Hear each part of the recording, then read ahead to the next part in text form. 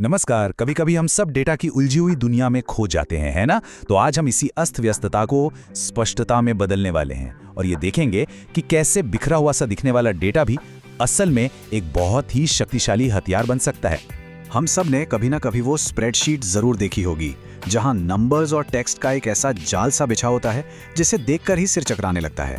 उसे समझना तो खैर दूर की बात है। हाँ बिल्कुल, कुछ ऐसा ही दिखता है वो डेटा।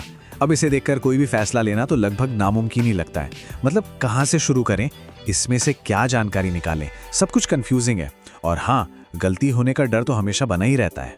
तो इस उलझन से बाहर निकलने का सबसे पहला कदम क्या है? बहुत ही आसान, टेबल्स। चलिए देखते हैं कि कैसे ये एक छोटा सा बदलाव सब कुछ बदल कर रख देता है। एक टेबल को एक अलमारी की तरह समझ सकते हैं।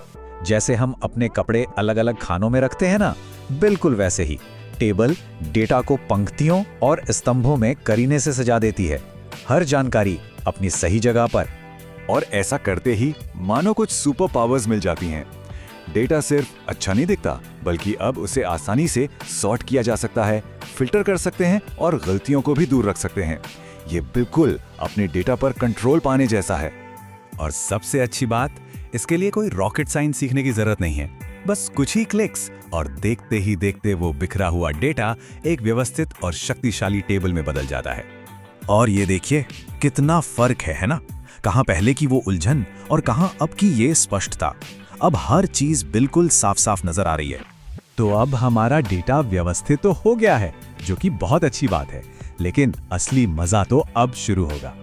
अब हम इस डेटा को सिर्फ व्यवस्थित नहीं बल्कि स्मार्ट बनाने वाले हैं। जैसा कि इस स्लाइड में कहा गया है, फॉर्मूला के बिना एक स्प्रेडशीट सिर्फ एक टेबल है। फॉर्मूला के साथ ये एक शक्तिशाली कैलकुलेटर बन जाता है। मतलब अब हम सिर्फ डेटा को देखेंगे नहीं, उससे सवाल पूछेंगे और जवाब भी पाएंगे। तो हमारे पास दो तरह के टूल हैं।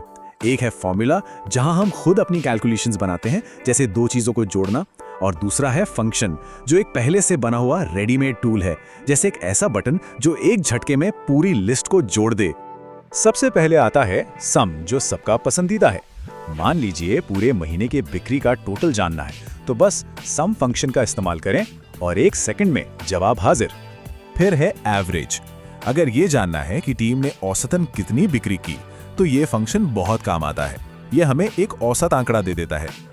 और अगर ये जानना है कि किस दिन सबसे ज्यादा बिक्री हुई या फिर किस प्रोडक्ट की कीमत सबसे कम है, तो मैक्स और मिन फंक्शंस हमारे जासूस हैं।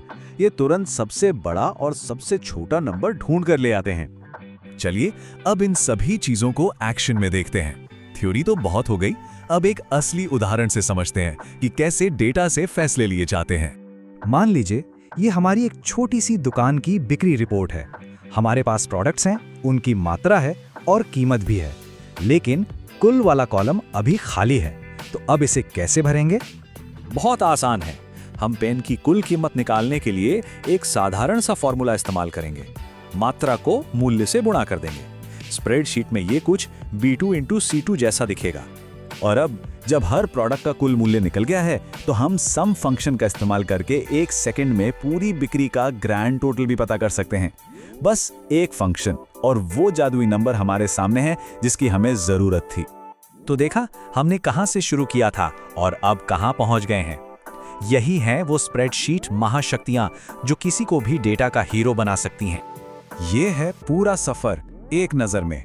हम बिखरे हुए डेटा से शुरू करते हैं, उसे एक टेबल में सजाते हैं, फिर फॉर्मूला लगाकर उसका विश्लेषण करते हैं और आखिर में एक ठोस निर्णय तक पहुंचते हैं, यानी अस्त व्यस्तता से स्पष्टता तक का सफर।